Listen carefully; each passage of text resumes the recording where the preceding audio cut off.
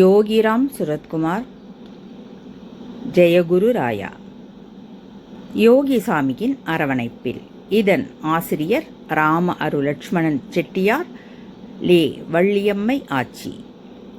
இன்று இதில் நாம் பார்க்க இருப்பது கூவிவிட்டு கூடு பாய்தல். பிரம்ம முகூர்த்தம் என்பது விடியற்காலையில் தொடங்கும். விடிவெள்ளி தோன்றும் விடியற்காலை, இருள் கலந்த காலை.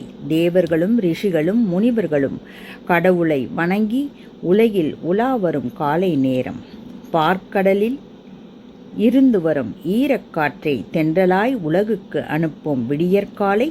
இப்படி பிரம்ம முகூர்த்தம் என்றதும் தெய்வத்தின் சிந்தனையுடன் பற்பல விஷயங்கள் தோன்றும்.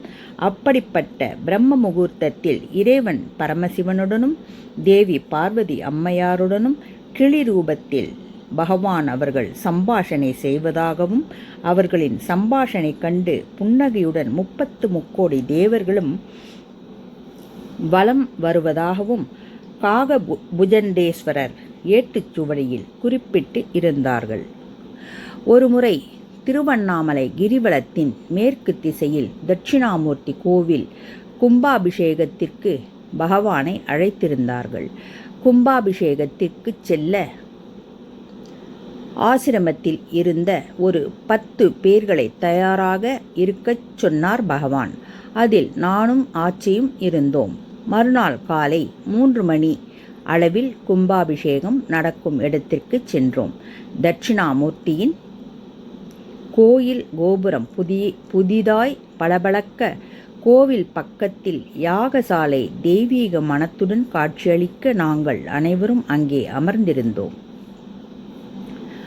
பகவானுடன் அனைவரும் பேசிக்கொண்டிருந்தோம்.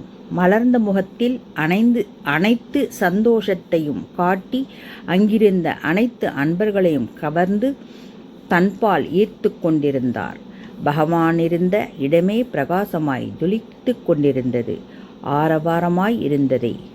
இவை அனைத்தும் அந்த பிரம்ம முகூர்த்தம் என்ற விடியற்காலை ஆரம்பமாகும் வரைதான். பிரம்ம முகூர்த்தம் ஆரம்பம் ஆனதும் பகவானிடம் எந்தவித அசைவும் இல்லை. கண்கள் மூடியபடி இருந்தது. தியானத்தில் இருப்பது போல் அமர்ந்திருந்தார்கள். ஆரவாரம், வெடிச்சிரிப்பு என்ற ஏதுமில்லை. இதனை கண்ட எனக்கு காகபுஜண்டேஸ்வரரின் ஏட்டுச்சுவடியில் இருந்த அரிய தகவல் உண்மைதான் என்றுணர்ந்தேன். பகவானின் உடல் மட்டும் இங்கே இறைவனை காண தனது நிஷ்டையின் போது கூடு விட்டு கூடு பாய்ந்து கொள்கிறார்கள் என்று உணர்ந்து கொண்டோம். யோகிராம் சுரத்குமார். ஜெயகுரு ராயா. பகவானின் அரவணைப்பில் அனைத்து உயிர்களும்